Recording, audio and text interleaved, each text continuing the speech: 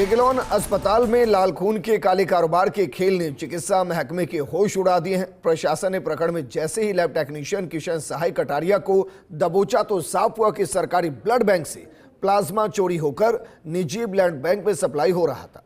इतना ही नहीं, प्रकरण के खुलासे से दूसरे कार्मिक भी संदेह के घेरे में आ गए। ये रिपोर्ट देखिए। जेके लोन हॉस्पिटल से प्लाज्मा चोरी के मामले में कई कार्मिक सवालों के घेरे में आ गए हैं। हॉस्पिटल में शनिवार को लैब टेक्नीशियन किशन सहाय कटारिया को रंगे हाथों पकड़ा है, जिसका संपर्क हॉस्पिटल के पास ही एक निजी ब्लड बैंक से बताया जा रहा है। प्लाज्मा चोरी के इस खेल में एसएमएस अस्पताल से लेकर अन्य कई जगहों के कार्मिकों की भूमिका संदिग्ध बताई जा रही है, क्योंकि ब्लड बैंक प्रभारी सतेंद्र सिंह ने चोरी का कबूलनामा होने के 24 घंटे बाद तक प्रशासन को सूचना नहीं दी। जब फर्स्ट इंडिया ने खबर चलाई तो आनन फानन में सूचना प्रशासन को भेजी गई। खुद अस्पताल प्रशासन ने इसे बड़ी लापरवाही माना है। अस्पताल अधीक्षक डॉक्टर कैलाश मीणा के निर्देश पर ब्लड बैंक प्रभारी सतेंद्र सिंह को जेके लोन अस्पताल से हटाया गया। साथ ही उन्हें नोटिस देकर सूचना में देरी के लिए जवाब भी मांगा। किशन साय नाम का जो टेक्नीशियन है वो अंदर गया था, उसने बैग निकाले थे। बैग निकाल के उसको बाहर ले जाओ देखा, लेकिन बड़े किस्मत से वो वहीं पे था। तो जो तत्कालीन समय में जो हमारे थे in-charge blood bank doctor Satendra ji, उन्होंने बुलाया किशन साय कटारिया को, उसे पूछा। पहले तो उसने मना किया, उसे सख्ती से पूछताछ की तो उन्होंने माना कि मैंने ही निकाले हैं, और उसमें दिखा दिया तत्परता। हमारे सतेंद्र डॉक्टर ने जाके गाड़ी से वो बैग बरामद किए। जेके लोन अस्पताल के ब्लड बैंक के स्टॉक का होगा सत्यापन।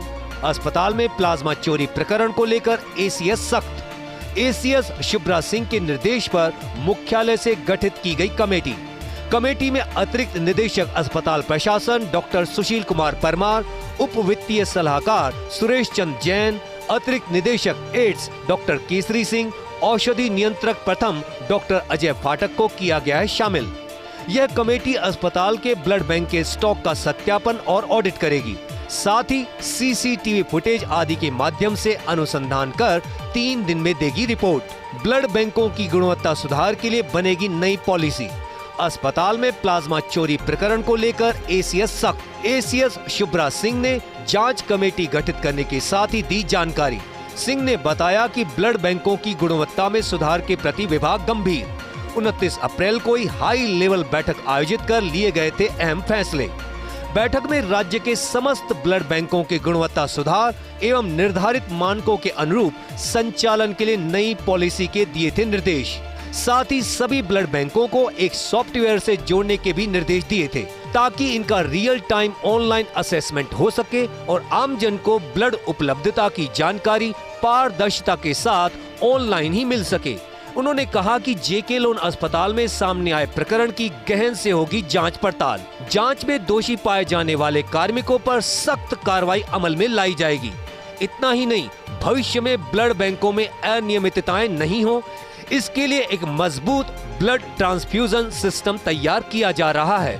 इससे पारदर्शिता बढ़ने के साथ ही मरीजों को सुगमता पूर्वक ब्लड अवश्य उपलब्ध हो सकेगा। इस पूरे मामले में चिकित्सा विभाग ने हाई लेवल कमेटी गठित की है। कमेटी इस पूरे प्रकरण की जांच के लिए हॉस्पिटल के सीसीटीवी फुटेज देखेगी। इसके अलावा किस किस स्टाफ की कब कब ड्यूटी ब्लड बैंक में लगी है, इसको लेकर भी पूरा रिकॉर्ड देखकर उसकी जांच करेगी और स्टाफ के बयान और पूछताछ के आधार पर अपनी रिपोर्ट पेश करेगी। इस प्लाज्मा को फार्मा कंपनियां मेडिकल रिलीफ सोसाइटी के जरिए खरीदती हैं। इस प्लाज्मा से दवाइयां, प्रोटीन समेत अन्य सप्लीमेंट्स बनाए जाते हैं। सूत्रों की माने तो लैब टेक्नीशियन कृष्णकांत कटारिया इस प्लाज्मा को चोरी करने के बाद एक निजी ब्लड बैंक को देता था। जेके लोन अस्पताल में प्लाज्मा चुराने का प्रकरण को लेकर अस्पताल की कमेटी ने शुरू की जांच कमेटी सदस्य IHTM HOD doctor BS Meena ने दी जानकारी। 1 लीटर प्लाज्मा 3,300 से लेकर 3,900 रुपए में बिकता है। अस्पताल द्वारा वैक्सीनेशन यूनिट को बेचा जाता है प्लाज्मा। टेंडर करके वैक्सीनेशन यूनिट को बेचा जाता है प्लाज्मा। वैक्सीनेशन यूनिट प्लाज्मा से निकालती है प्रोटीन। हर साल SMS मेडिकल कॉलेज से करीब 4 करोड़ का बेचा जाता है प्लाज्मा। किसी डोनर का ब्लड कलेक्ट किया जाता है तो सबसे पहले वो होल ब्लड के रूप में होता है। उसके बाद में उसको ब्लड बैंक में लाने के बाद में उसको कंपोनेंट में सेपरेट किया जाता है। 3 तरह के कंपोनेंट मेनली बनते हैं जिनका थेरेपेटिक यूज़ है। पैक्ड आरबीसी जो कि एनीमिया में काम आती है, प्लेटलेट्स जो कि अगर शरीर में प्लेटलेट की कमी हो जाती है किसी भी कारण से, कई बीमारियों में जैसे डेंगू है तो प्लेटलेट काम आएगी। और नंबर 3 है एफएफपी जिसमें कोगुलेशन सारे फैक्टर्स होते हैं। तो जितने भी कोगुलेशन डिसऑर्डर्स हैं उसमें एफएफपी काम आता है। घटनाक्रम की गंभीरता को देखते हुए जेके लोन अस्पताल प्रशासन ने कल देर रात पुलिस में एफआईआर भी दर्ज करा दी है। इसके साथ ही अस्पताल और चिकित्सा मुख्यालय के स्तर पर गठित जांच टीमों ने भी अपनी पड़ताल शुरू कर दी है। ऐसे में उम्मीद है कि आरोपी से पूछताछ में कई बड़े खुलासे होंगे। साथ ही रक्त की दलाली में लिप्त सरकारी और निजी लोगों पर भी शिकंजा कसा जा सकेगा। Vikas Sharma, first India news, Jaipur. प्रदेश में स्कूली वाहनों से होने वाले सड़क हादसों पर लगाम लगाने के लिए परिवहन विभाग ने अब बड़ा फैसला किया है। स्कूल के स्टूडेंट्स को ले जाने वाली बसों और अन्य बाल वाहिनियों में अब सीसीटीवी कैमरे लगाए जाना अनिवार्य होगा। ये रिपोर्ट देखिए। प्रदेश के अधिकतर स्कूलों में स्कूली परिवहन सुरक्षित नहीं है। सिर्फ ग्रामीण इलाके ही नहीं बल्कि बड़े बड़े शहरों के स्कूलों में भी स्कूली परिवहन से जुड़े नियम और कायदों को फॉलो नहीं किया जा रहा है। यही कारण है कि बीते कुछ महीनों से प्रदेश में लगातार स्कूली वाहनों से जुड़े सड़क हादसों की खबरें सामने आ रही हैं। प्रदेश के कई नौनिहाल स्कूल प्रबंधन की लापरवाही की भेंट चढ़ चुके हैं। अधिकतर स्कूलों का ध्यान सिर्फ फीस वसूलने पर है। बच्चों की सुरक्षा को लेकर अधिकतर स्कूल काफी लापरवाह नजर आ रहे हैं। समय समय पर परिवहन विभाग ने नियमों के विपरीत चल रही बाल वाहनियों के विरुद्ध जांच अभियान भी चलाए हैं। इन जांच अभियानों में बहुत बड़े पैमाने पर स्कूली वाहनों में गड़बड़ी मिली है। लेकिन सच्चाई यह है कि स्कूलों की तरफ से इस ओर कोई सार्थक प्रयास नहीं किए गए। अब परिवहन विभाग ने बड़ा फैसला लेते हुए सभी बाल वाहिनियों में सीसीटीवी कैमरे लगाए जाने के आदेश जारी किए हैं। सीसीटीवी कैमरे की मॉनिटरिंग सभी स्कूलों को करनी होगी जिससे विद्यार्थियों की सुरक्षा सुनिश्चित हो सके। साथ ही स्कूल से घर और घर से स्कूल के सफर में कोई खतरा नहीं हो। बाल वाहिनियों में सीसीटीवी कैमरे लगाने के नियम। ग्रामीण और शहरों में स्कूली परिवहन नहीं मान रहे नियम कायदे। परिवहन विभाग ने लिया बड़ा फैसला। बाल वाहिनियों में सीसीटीवी कैमरे लगने से सड़क हादसों में कमी आएगी। स्कूलों की ओर से बाल वाहिनियों में लगे सीसीटीवी कैमरों की मॉनिटरिंग होगी। हर बाल वाहिनी में लाइव कवरेज रिकॉर्डिंग के लिए शिक्षण संस्था के वाहनों में सीसीटीवी कैमरे लगाना अनिवार्य होगा। सीसीटीवी फुटेज में वाहन के अंदर की कवरेज होगी। 9 से अधिक क्षमता की सीट वाली बस में कम से कम 2 सीसीटीवी कैमरे लगाने होंगे। 9 से कम सीट क्षमता वाले वाहनों में कम से कम 1 सीसीटीवी कैमरा लगाना होगा। स्कूली बस में छात्रों के चढ़ने और उतरने के लिए गेट को सीसीटीवी कैमरे से कवर करना होगा। बाल वाहिनी चालक द्वारा कैमरे हमेशा चालू हालत में रखना जरूरी होगा। बाल वाहिनी में कैमरा बंद पाए जाने पर कार्रवाई की जाएगी। वाहनों में लगाए जाने वाले सीसीटीवी कैमरे 4G तकनीक युक्त होंगे। कैमरे का लाइव फीड 4G इंटरनेट के जरिए शिक्षण संस्था रिकॉर्ड करेगी। शिक्षण संस्थान को सीसीटीवी कवरेज की कम से कम 3 महीने की रिकॉर्डिंग रखनी होगी। बहरहाल स्कूली बच्चों के परिवहन में पूरे प्रदेश में अभी जिस तरह की लापरवाही है वह सभी पेरेंट्स के लिए चिंता का बड़ा कारण है। ऐसे में बाल वाहनियों में सीसीटीवी कैमरे लगने से स्कूली बच्चों की सुरक्षा तय हो सकेगी। Shivendra Singh Parmar, first India news, Jaipur. Congress ने मिशन अमेठी और रायबरेली के लिए अपने दिग्गज नेताओं को चुनावी मैनेजमेंट की जिम्मेदारी दी है। पार्टी ने अशोक गहलोत और भूपेश बघेल को सीनियर प्रवेशक की जिम्मेदारी दी। वहीं गांधी परिवार ने एक बार फिर से गहलोत पर अपना भरोसा जताया है। गहलोत को पार्टी ने अमेठी जैसी अहम सीट की जिम्मेदारी दी है। गहलोत को दी गई जिम्मेदारी के कई सियासी मायने भी हैं।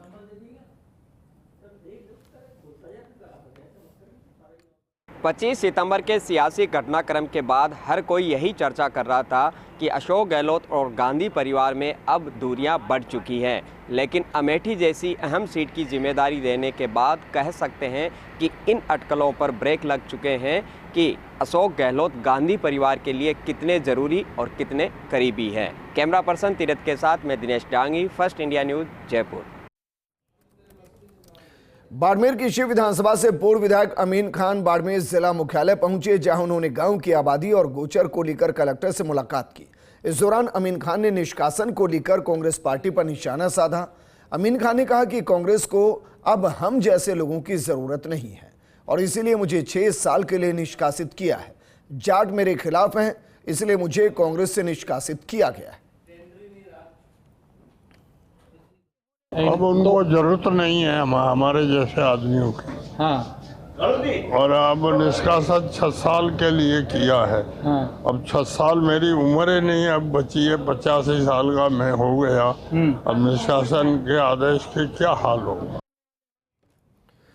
वहीं बीकानेर के 537वें स्थापना दिवस के अवसर पर आयोजित कार्यक्रमों की श्रृंखला में जिला प्रशासन और राव बिकाजी संस्थान की क्लासिकल कैमरे और ऐतिहासिक फोटो की प्रदर्शनी का शुभारंभ हुआ। महारानी सुदर्शना कला दीर्घामी, संभागीय आयुक्त वंदना सिंघवी और पुलिस महानिरीक्षक ओम प्रकाश ने फीता काटकर उद्घाटन किया। इस अवसर पर उन्होंने कैमरे और फोटो के संकलन को ऐतिहासिक बताया और कहा कि ऐसी प्रदर्शनियों के माध्यम से विरासत से जुड़ी चीजों से युवा पीढ़ी को सीखने का अवसर मिलता है। इस दौरान राव बिकाजी संस्थान के अध्यक्ष डॉक्टर गिरिजा शंकर शर्मा और कई गणमान्य लोग मौजूद रहे। उन्होंने 4 दिवसीय कार्यक्रमों की जानकारी दी। इससे पूर्व उपस्थित अतिथियों ने प्रदर्शनी का शुभारंभ किया और प्रदर्शनी का अवलोकन किया। प्रदर्शनी के प्रभारी अजीज भुट्टा ने बताया कि प्रदर्शनी में 100 साल पुराने कैमरे, 20 फोटोग्राफर्स के लगभग 150 फोटो लगाए गए। प्रदर्शनी 8 मई तक सुबह 10 से रात 8 बजे तक आम जन के लिए खुली रहेगी। बीकानेर स्थापना दिवस की सभी बीकानेर वासियों को मेरी ओर से हार्दिक बधाई और शुभकामना देना चाहूँगी। और उसी की श्रृंखला में जो कार्यक्रम आयोजित किए जा रहे हैं शहर में, वो आज पहला कार्यक्रम ये हुआ है।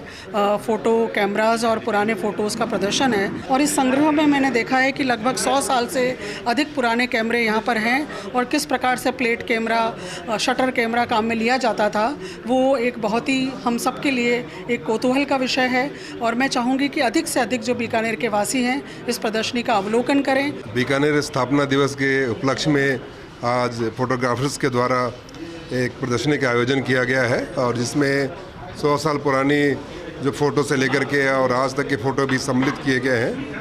ये बहुत ही श्लाघनीय प्रयास है और जिस ढंग से उन्होंने अपनी सांस्कृतिक विरासत को पेश किया है, मुझे लगता है आने वाले समय में भी इसका संरक्षण किया जाना चाहिए। आगे बढ़ते हैं। फिल्म जॉली LLB 3 के अजमेर में हो रही शूटिंग विवादों में आ गई है। जिला बार एसोसिएशन के अध्यक्ष चंद्रभान राठौड़ ने अजमेर कोर्ट में परिवाद दायर किया, जिसमें जज और वकीलों की छवि खराब करने, नियम विरुद्ध फिल्म की शूटिंग करने और आपत्तिजनक डायलॉग्स को लेकर शिकायत दी गई। मामले में 7 मई को सिविल न्यायाधीश एवं न्यायिक मजिस्ट्रेट उत्तर अजमेर सुनवाई करेंगे। बार अध्यक्ष राठौड़ ने कहा कि फिल्म से पूरी न्यायपालिका की छवि खराब होने की आशंका है।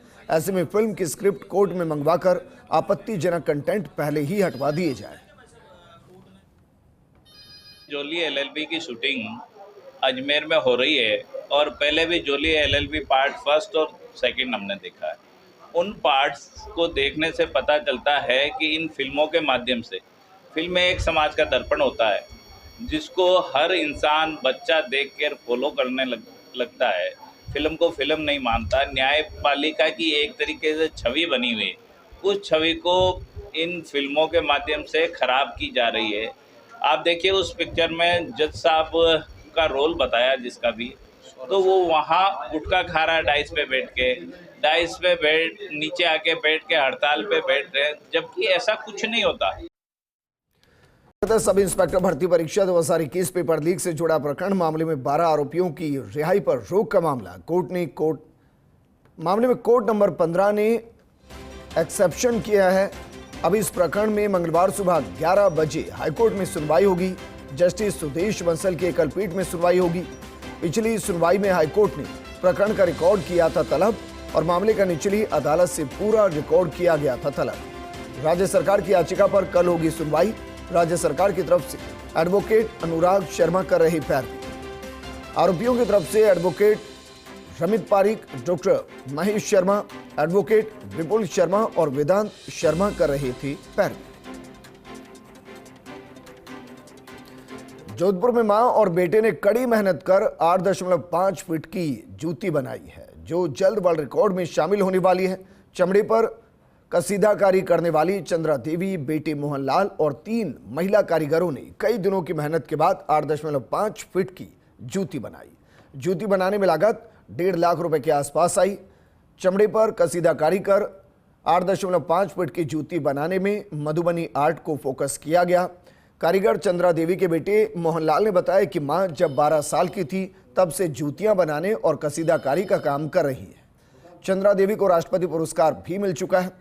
जोधपुर के national institute of fashion technology और फुटवेयर डिजाइनर एवं डेवलपमेंट इंस्टीट्यूट जैसे संस्थानों ने चंद्रा देवी गेस्ट लेक्चरर के रूप में बच्चों को एम्ब्रॉयडरी की बारीकियां सिखाती है।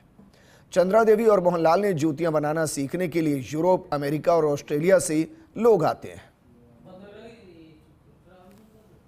हिंदुस्तान भर में कहीं भी जाते हैं, मेलों में जाते हैं, तो वहाँ कुछ न कुछ हमें अलग देखने को मिलता है। जैसे जूती का इसलिए आया कि कुछ अट्रैक्शन, कस्टमर को हम आकर्षित कैसे करें, अपनी दुकान पर तक कैसे लाए।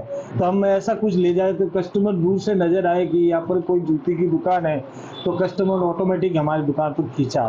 तो मैंने शुरू में 2 फीट का जूता बनाया, उसके बाद में 4 फीट का बनाया, उसके बाद में 6 फीट का, अभी ये 8.5 फीट का जूता बनाया। और इससे आगे मेरा विचार 12 फीट का जूती बनाने का, 12.5। हाँ, जूती तो हम मेहरगढ़ फोर्ट में देखा तो यहाँ पे आ गए हैं। वैसे हम दिल्ली से इसलिए आए हैं ताकि हमें ये पता था कि बहुत सारे आर्ट एंड क्राफ्ट यहाँ पे होता है, तो उसको डॉक्यूमेंट करने के लिए, आर्टिसन से बात करने के लिए और उनका वो क्या चाहते हैं वो समझने के लिए गया है। खबर भीलवाड़ा के मांडलगढ़ से है, जहां पूर्व विधायक विवेक धाकड़ की बीते 4 अप्रैल को भीलवाड़ा स्थित आवास में संदिग्ध परिस्थितियों में मौत हो गई थी। इसी को लेकर विवेक की पुत्री अवनी ने एक वीडियो जारी कर अपने पिता की मौत की निष्पक्ष जांच की मांग की। अवनी ने वीडियो में पिता की संदिग्ध मौत की जांच को लेकर दादा कन्हैयालाल धाकड़ से मां पद्मिनी द्वारा मांग करने पर दादा और बुआ ने बीती रात को घर से बाहर निकालने की बात कही। वहीं बेटी द्वारा वीडियो वायरल होने से विधानसभा क्षेत्र में सनसनी फैल गई है। मेरी मम्मी को और मुझे मार पीट करके घर से बाहर निकाल दिया है। रात के 11 बजे हम यहाँ पे रोड पे अकेले घूम रहे हैं और कोई भी मदद नहीं कर रहा है, पुलिस वाले भी नहीं कर रहे। तो जो भी मेरे पापा को जानते हैं हमारी मदद की। मेरा नाम अवनी धाकड़ है, मेरे पिताजी का नाम स्वर्गीय विवेक धाकड़ है, वो कांग्रेस। धौलपुर के बसेड़ी क्षेत्र के भगोरा गांव में 4 लोगों की मौत को लेकर तांत्रिक के खिलाफ मामला दर्ज करवाया गया है। पीड़ित रामनाथ ने बताया कि उसके परिवार में करीब 2 महीने में बबलू, खुबीराम, रामवती और बहादुर की तबीयत खराब हुई। इसके बाद अस्पताल में उन्हें भर्ती करवाया गया, जहां इन्हें किसी भी गंभीर प्रकार की कोई बीमारी नहीं निकली। ऐसे में अब पीड़ित ने एक व्यक्ति पर तांत्रिक विद्या कर परिवार का विलय करने का आरोप लगाया है। फिलहाल पुलिस ने मामला दर्ज कर जांच शुरू कर दी है। सर, मेरे परिवार में 4 लोगों का डेथ हो चुका है। सर, हमने सभी जगह उनका इलाज कराया, जांच रिपोर्ट कराया, सर उनमें कुछ भी नॉर्मल आया। जब पहले 2 का अंतराल हुआ, 2 महीने का 2 डेथ हो गया। हमने सोचा कि शायद सर बीमारी से हुआ है, हमने चलो वो छोड़ दिया। पर एक साथ में 8 दिन के अंदर में 2 मौत हो गया और अभी 1 का टारगेट और दिया है, 1 और का होगा। सर, हम पुलिस प्रशासन से और स्वास्थ्य अधिकारी सभी से गुहार लगा रहे हैं कि हमारा जांच किया जाए। अनूपगढ़ नगर परिषद के सामने पिछले 5 दिनों से नगर परिषद की सर्वेयर चरण सिंह कामरा की पत्नी मानसी कामरा की तरफ से धरना लगाया गया है। पुश्तैनी भूखंड पर अवैध निर्माण कार्य को रोकने और कोर्ट से स्टे जारी होने के बाद भी अवैध निर्माण कार्य करने वाले दोषियों के खिलाफ कार्रवाई की मांग को लेकर धरना दिया जा रहा है। वहीं सोमवार को छठे दिन मानसी कामरा ने धरनास्थल पर 3 सूत्रीय मांगों को लेकर आमरण अनशन शुरू कर दिया। धरनास्थल पर अनूपगढ़ के पार्षदों ने भी पहुंचकर आंदोलन को अपना समर्थन दिया। वहीं जिला कलेक्टर अवधेश मीणा ने बताया कि मामले की जांच के लिए कमेटी का गठन किया गया है। मानसी कामरा ने बताया कि उनके मुख्य रूप से 3 मांगे हैं। पहली मांग स्टे जारी होने के बाद किए गए निर्माण कार्यों को तुरंत प्रभाव से तोड़ा जाए, अवैध निर्माण कार्य करने वाले दोषियों के खिलाफ कानूनी कार्रवाई की जाए और नगर परिषद की एसआई सुशील कुमार को अनूपगढ़ नगर परिषद से तुरंत प्रभाव से हटाया जाए। धरने पर पार्षद सुखविंदर सिंह मक्कड़, पार्षद राजू चालाना, पार्षद रमनदीप सिंह, पार्षद संजय अरोड़ा, पार्षद पति अशोक मिड्डा, अन्य लोगों ने पहुंचकर अपना समर्थन दिया। 5 दिन से मैंने धरना लगाया हुआ था, आज 6ठा दिन है। आज मैंने अनशन इसलिए चालू करा है क्योंकि जो निर्माण इन्होंने अवैध किया है, एक तो उसको हटाया जावे, दूसरा दोषियों के खिलाफ कार्रवाई की जावे और एसआई सुशील जी शर्मा को तुरंत प्रभाव से हटाया जावे। पिछले 5 और 6 दिन से लगातार धरना चल रहा है नगर पालिका के सामने। इनकी प्रॉपर्टी का विवाद चल रहा है, उस विवाद को लेकर इन्होंने धरना लगा रखा है। कोर्ट के स्टे होने के बावजूद भी काम चल रहा था, नगर पालिका को अवगत कराया गया था, तो उसके बावजूद भी काम चल रहा था। इनके बार बार आने के बाद में भी काम बंद नहीं हो रहा था और इन्होंने फिर नगर पालिका को और पूरे प्रशासन को अवगत कराकर धरना स्थायी रूप से लगा दिया गया। आज ये अमर अनशन पर बैठे हैं हम इनके साथ।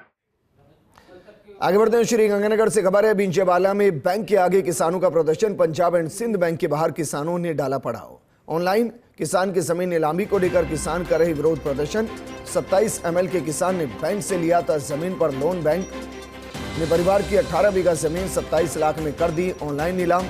9,40,000 का किसान ने लिया था बैंक से KCC लोन। किसान संगठन कर रहे नीलामी को रद्द करने की मांग। मामले को लेकर श्री करणपुर विधायक रुपिंदर कुर्नर ने बात की। अधिकारियों से पीड़ित किसान को न्याय दिलाने के लिए कहा।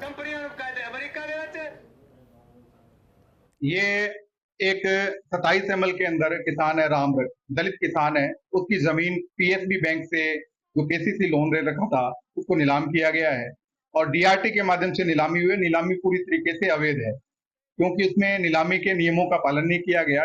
DLC रेट से भी उसको कम पे उसकी नीलामी की गई है।